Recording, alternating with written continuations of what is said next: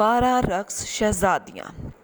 قدیم زمانے میں ایک بادشاہ ہوا کرتا تھا جس کی 12 بیٹیاں تھیں جو کہ ایک سے بڑھ کر ایک خوبصورت تھیں۔ بادشاہ نے ان کی شادیاں کرنے کا فیصلہ کیا، لیکن بادشاہ کو ایک ایسے راز کا پتہ چلا جو کہ حیران کر دینے والا تھا، اور وہ یہ تھا کہ 12 شہزادیاں رات بھر رقص کرتی تھیں۔ کسی کو بھی نہیں پتا کہ وہ کہاں جاتی تھیں۔ بادشاہ بڑا پریشان تھا۔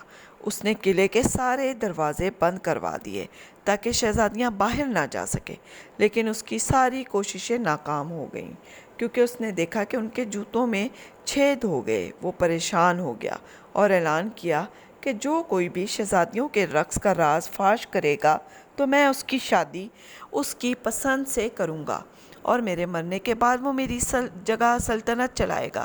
یہ کام 3 دن کے اندر اندر کرنا ہے، اور اگر وہ نہ کر سکا تو موت کی سزا سنا دی جائے گی۔ یہ خبر پوری سلطنت میں پھیل گئی۔ ایک شہزادہ آیا اور بولا کہ میں 7 ہی ریاست کا شہزادہ ہوں، میں شہزادیوں کے رقص کا راز معلوم کروں گا۔ اسے شہزادیوں کے کمرے کے ساتھ کمرہ دے دیا گیا۔ وہ شہزادیوں کو دیکھتا رہا۔ اتنے میں 2 شہزادیاں آئیں اور شہزادے کو شربت پیش کیا۔ اس نے نوش فرمایا، پھر اس کا سر بھاری ہو گیا اور وہ اس طرح سو گیا۔ شہزادیاں رات بھر رقص کرتی رہیں۔ جب وہ صبح اٹھا تو ان کے جوتوں میں چھید تھے، لیکن وہ کچھ پتہ نہ کر سکا۔ آخر کار موت کی سزا سنا دی گئی۔ اس طرح سے کافی شہزادے آئے اور موت کے گھاٹ اتار دیے گئے۔ ایک سپاہی نے بادشاہ کے پاس جانے کا ارادہ کیا تو راستے میں اسے ایک ضعیف عورت گری ہوئی نظر آئی، تو اس نے اس کی مدد کی۔ وہ بہت خوش ہوئی، اسے ایک پوشاک دی کہ اسے پہن کر تم ان کا پیچھا کر سکتے ہو، اور سونے سے پہلے شربت نہ پینا اور سونے کا بہانہ کر دینا، تب تم کامیاب ہو سکو گے۔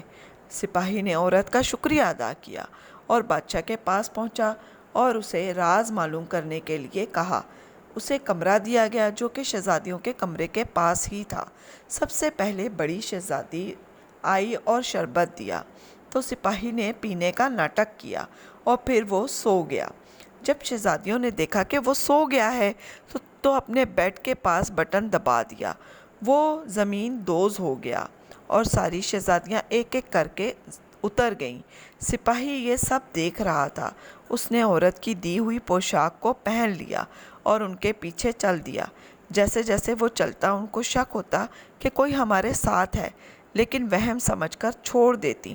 پھر وہ ایک چاندی کے درختوں کے پاس آیا تو سپاہی نے ثبوت کے طور پر انہیں توڑ لیا۔ اس طرح جب سونے کے باغ میں گئے تو تب بھی سپاہی نے سونا توڑ لیا، اور پھر آخر میں ہیرے کے باغ میں آئے تو بھی اس نے توڑ لیے۔